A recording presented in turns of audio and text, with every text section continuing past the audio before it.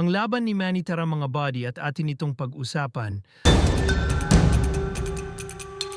Ayon sa post na galing umano sa World Boxing News, mas may linaw na raw na posibleng maganap ang laban ni Manny Pacquiao kontra Rolly Romero para sa WBA Welterweight Championship. Mas binibigyang pansin pa raw itong laban kumpara sa mga espekulasyon na kinasasangkutan ni na Floyd Mayweather at Gervonta Tank Davis. Kaya ngayon, maraming fans ang nagugulat at nagtatanong kung totoo na nga ba ito. Pero klaruhin lang natin, Lods, sa ngayon wala pa ring opisyal na pahayag mula kay Manny Pacquiao sa kampo niya o sa WBA. Ang balitang ito ay base pa lang sa ulat at espekulasyon at hindi pa kumpirmado.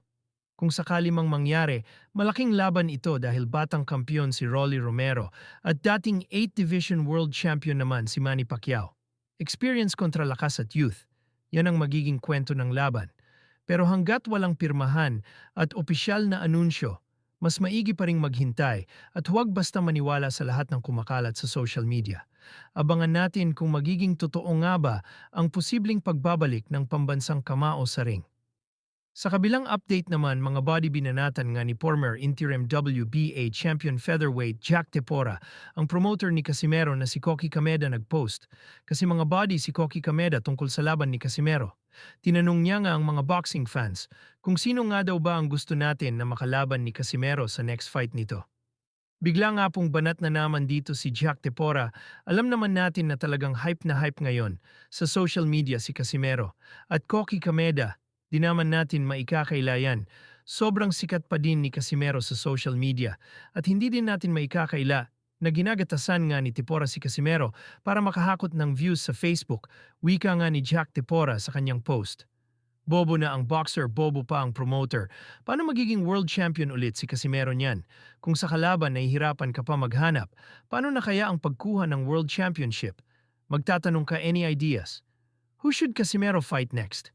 Ikaw ang promoter tapos magtatanong ka. Ay rematch mo Casimero versus Kameda dalawa. Hindi magtatanong ka. Bukod pa nga dyan mga body, ay tinawag din na adik ni Tepora si Casimero. Nang mapikon ito sa isang fans na nagtanggol kay Casimero wika, nga ng isang fans ni Casimero naiinggit na sa mga Casimero.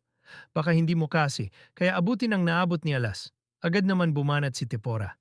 Haha, hindi ko gagayahin siya oy bobo adik pisyuso.